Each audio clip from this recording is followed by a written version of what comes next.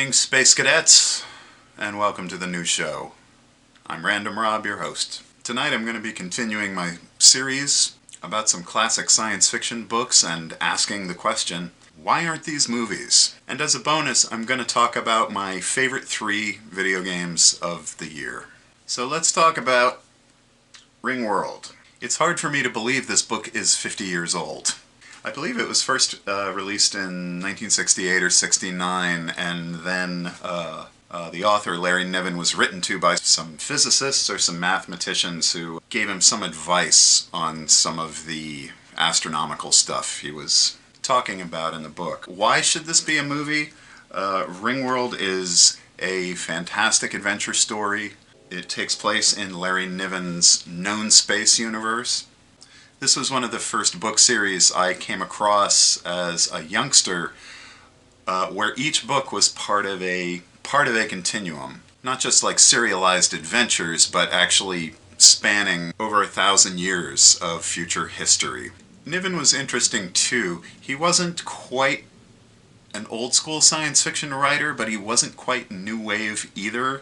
Ringworld has a lot of space opera color to it, even though it is a very technical story. If you've never read it, instantly memorable characters, Louis Wu, Speaker to Animals, the 7-foot-tall orange tomcat, Nessus, the 2-headed Pearson's puppeteer, and Tila Brown, a woman who is a lucky descendant of generations of winners of birthright lotteries on Earth, who it turns out has been part of a genetic experiment being conducted by the puppeteers. The Pearson's puppeteers in Niven's universe are aliens who have created indestructible spaceship hulls. Their ethical system is based on cowardice, and in one of the earlier stories in Niven's universe, the puppeteers find out that all of the suns at the core of the galaxy are going nova, and the whole core is becoming this radioactive wasteland. And the wave front of radiation is heading for the outer parts of the galaxy and will reach it in 50,000 years. Well, in Niven's universe, the puppeteers immediately abandon the galaxy, and they take their home planet and a star and a couple of other planets, and they move them off into deep space. And this is really where Ringworld picks up, is that the puppeteers find an alien artifact that's millions of years old, and it's a giant ring with a habitable inner edge around a G-type star. So the idea is that there's about 1 billion times the surface area of Earth for life forms to spread out in. And it's a wonder story, it's an exploration story. It raises ethical questions about manipulating other cultures, about pretending to be gods because you have advanced technology. And it really straddles the line between like sort of hard science fiction and an almost like Robert E. Howard kind of swashbuckling fantasy. Just why haven't they made it into a movie? I don't know. All of the special effects necessary could be done today. My pick for director for this would be Duncan Jones. And if you want to have a tie-in with cable, you could do his book Crashlander and turn it into like a 10-part miniseries. All right, moving on. Prey by Michael Crichton. Prey is one of Crichton's later books, 2002. Anyway, this is a book you don't hear a lot about, and it is, like all of Crichton's books, very engaging, very easy to get into reading, and this is a great horror story about nanotechnology. And the fun part of it narratively is that it's told from the point of view of a software engineer who has become a stay-at-home dad. He has quit his job, and his wife is working in the desert at a nanotechnology firm. And at first the story is told in terms of the husband really noticing his wife starting to act more and more strange and stressed out about the work that's going on at the facility. Things happen. The husband eventually ends up going out to the facility to get in touch with his wife. And like Jurassic Park, he walks into this facility basically on the worst possible day.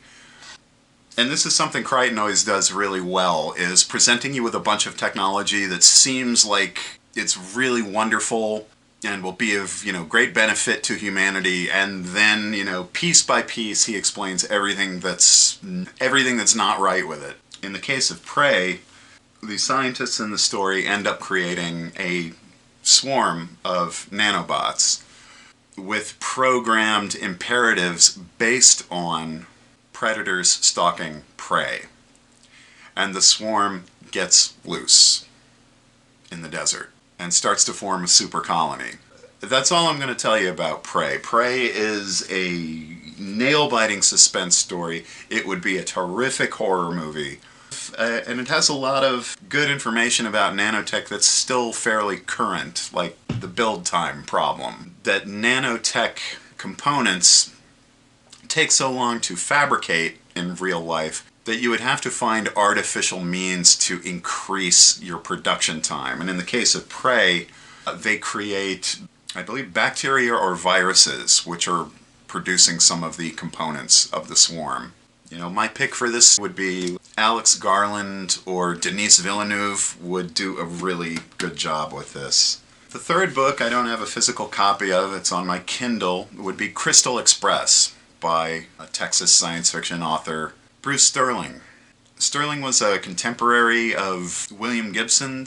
He was considered part of that leading edge of cyberpunk authors, even though his material was a little more high-tech and serious, not so much focused on future corporations as much as where humanity was going. The book is a collection of short stories. The first half of the book comprises his Shaper Mechanist future history, in which he imagines a humanity that ultimately becomes split along the two paths of runaway genetic engineering and runaway cyberization. And the Shapers and the Mechanists are in the midst of an ongoing Cold War with each other, of expansion throughout the solar system.